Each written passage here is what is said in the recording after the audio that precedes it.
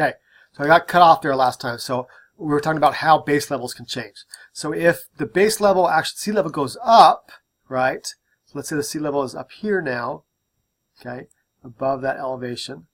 Okay, let me draw this a little bit better. Let me see the streams like this, and here is the ocean here, and the water's going down like down there like that, right?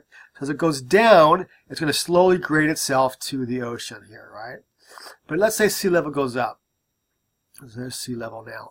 Well, now what's going to happen is this is going to want to fill in with sediment, okay, down here, because it's no longer in grade to the ocean.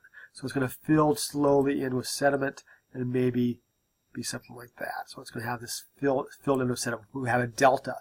But what if the water level went down, like down here, okay? And now here, so what's going to happen is the river's going to want to cut through all this sediment up here, and cut down and grade itself down to here. So where's all this sediment that was there going to go? Well, it's going to go out into a delta down here in the ocean, right? Okay, so it's going to push it down there. So our coastal plain is a great example of this.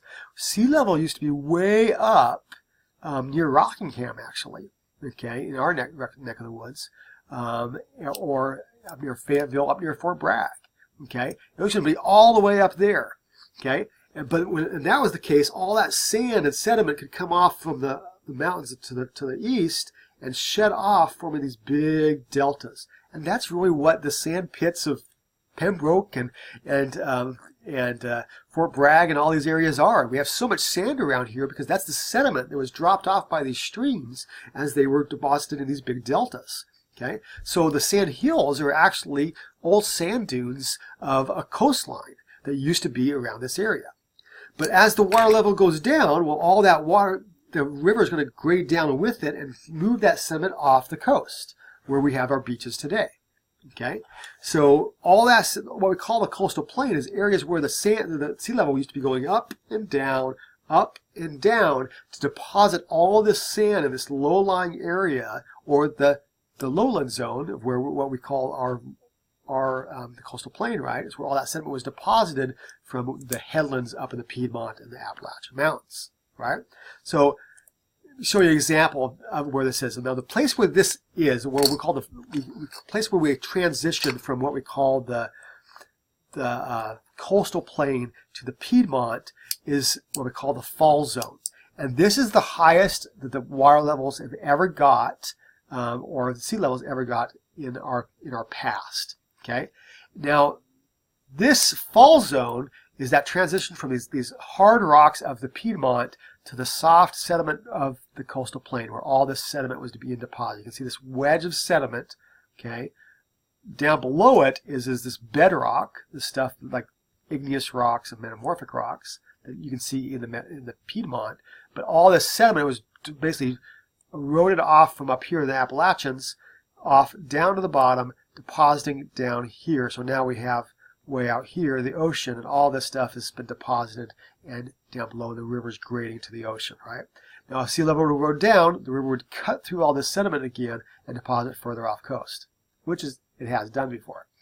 Okay, that's why we have a big, what we call continental shelf that goes way out here, because that sediment was deposited way out there over time as the sea level goes up and down. And we'll talk about reasons why sea level goes up and down later. Okay, but that's the point. So this is actually one of my favorite places here in North Carolina. It's actually what we call Raven Rock.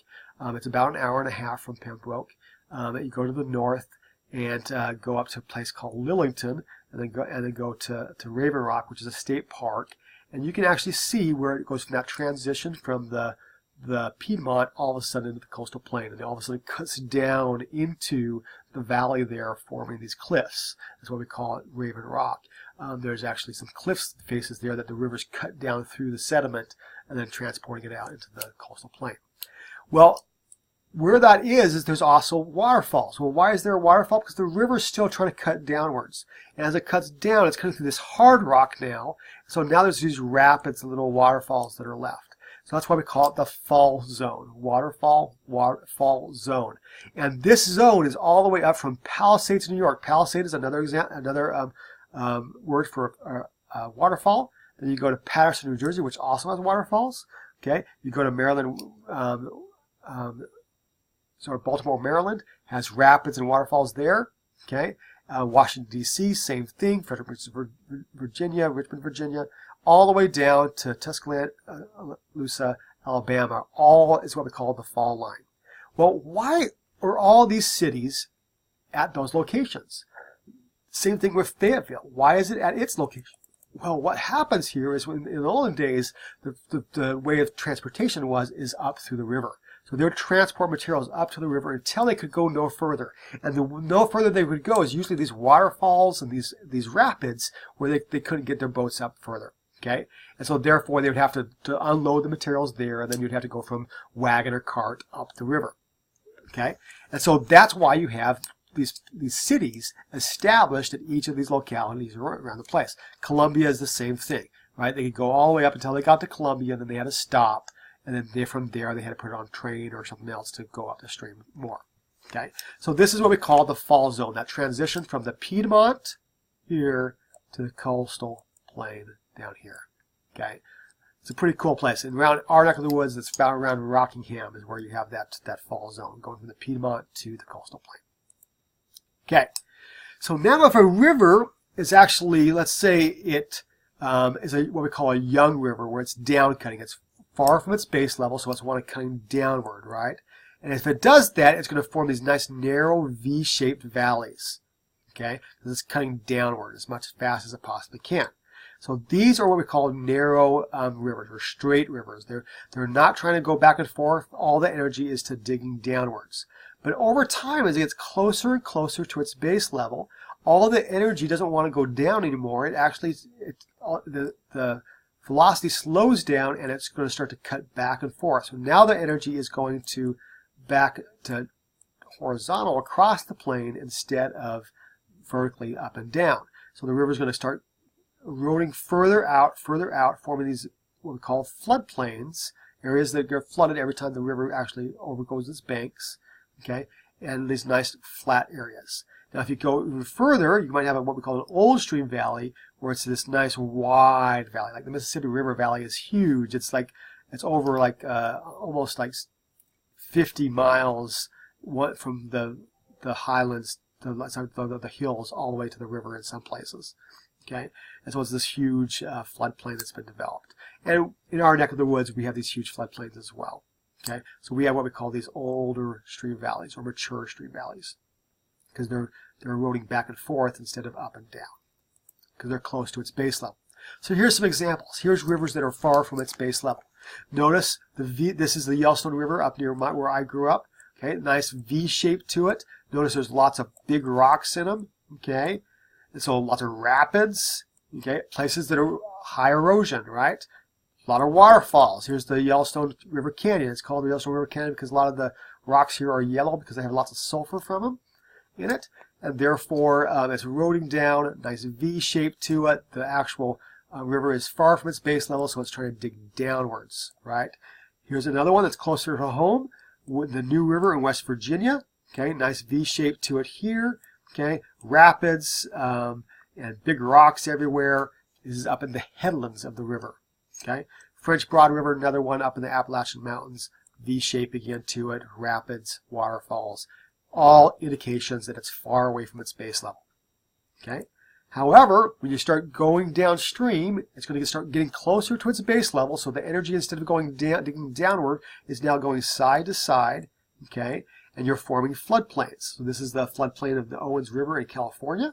Okay, here's a floodplain in the Vils River in Germany. The Black River in North Carolina, which is near our neck of the woods. Okay, and then here you have the Mississippi River here. You can see this big floodplains off to the right and the left. Okay, so great examples of a zone of transportation. Here it's eroding one side, depositing on the other side. Eroding one side, depositing on the other side. So in the sense, the sediment is being transported slowly downstream.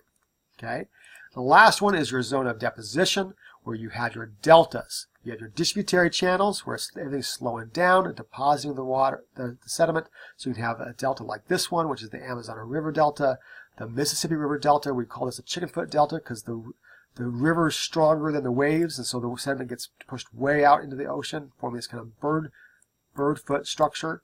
Okay, this is what we call a tidal delta, where the tides are stronger than the water coming into it, so the tides go up, and therefore it's kind of like you kind of think of it as an innie or an outie of a belly button, right?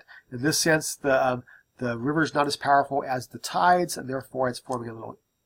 The sediment is deposited up here instead of out here, and therefore you get a tidal delta. These are what we call both outer deltas.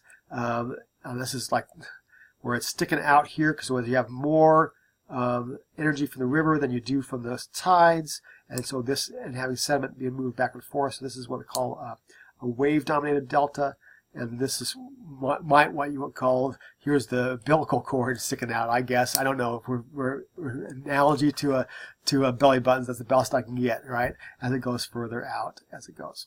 Okay, great examples of all deltas all have distributary channels in them where they're breaking off because of this the velocity is changing, right? Okay, good. Okay, so you have your zone of erosion, transport, deposition. So which river would be closest to its base level? A river that's nice and straight, okay, or relatively straight, or one that's really windy, okay? So that would be a meandering river, right? Okay, that's the meandering river here. This is more of a straight river. It's not as meandering as much. Rivers with multiple rapids, or rivers of V-shaped valleys, right? Okay, the one that's closest to its base level is the meandering river, because the energy is going back side to side instead of going up and down, right? Okay, so the example here, the right answer here would be D, the meandering river. Okay, so let's talk about the meandering river, because these are the ones that are near our neck of the woods. We are in areas or zones of transportation here near Pembroke. And so here we have these areas where we have these nice meandering rivers going side to side. The energy is going side to side instead of going up and down. And as it does, it moves that sediment, cuts it here, transports it here, cuts it here, transports it here, all the way down. So it cuts it at the cut banks, deposits it at the point bars. Okay? So these are the ones that I'm going to focus on. And we'll also focus on an Oxbow Lake in just a second. But we're going to be talking about the floodplain that's out here, the natural levees that could be on the edges here. You can see the natural levees right here on both sides, okay, of the stream, the floods. And you also have the meanders and the Oxbow Lakes. Let's talk about those. Okay, so if a meander starts to form, the stream naturally wants to kind of move in these kind of curving arches, because it actually will naturally be eroded in one places and deposit in another as it has friction or turbulence as it goes down the stream. And as it does, it will slowly move this way and cut on this side, but then deposit on the other. Well, if it does that, it's going to move in this direction right here. That side's going to move in that direction, this side's going to move in this direction, and this side's going to move in that direction, right? Okay, to form these different point bars that the river's migrating in this direction, and then this direction, right? Okay. So what happens over time, though, is maybe you have a big flood, and now the river wants to go over the path of least resistance, and it will go straight through. And if it does, it's going to cut off and deposit sediment on this side, abandoning the old channel and forming a lake. We call these oxbow lakes. We call them oxbow lakes because in the olden days, they look like these old oxbows that you put around the oxen or the horses to actually pull the plow, right? Okay, so these are what we call oxbow lakes. They're abandoned channels of a meandering stream. So here's some examples. You can see the old oxbow here, an old oxbow there, as the channel moves back and forth. But you also can see the old scars of where the channel used to be. These are meander scars, because as the river moves back and forth, it leaves its deposits behind in the floodplain to form these scars in the region. Okay, so that's an example of what we call a a meandering stream. Now, a braided stream would be the same thing as a delta in a sense, but all of a sudden the velocity of the river changes so that sediment will drop out, forming all these distributary channels and little bars in the middle. We call this a braided stream, just like a braid. And it's caused because of the change in velocity and therefore the increase in deposition. These are usually places it can be found in places where you have lots of sediment or we have a quick change in velocity. Okay, so places like alluvial fans are great. Deltas are great places to have meandering, braided streams. Any place where we have a change of velocity.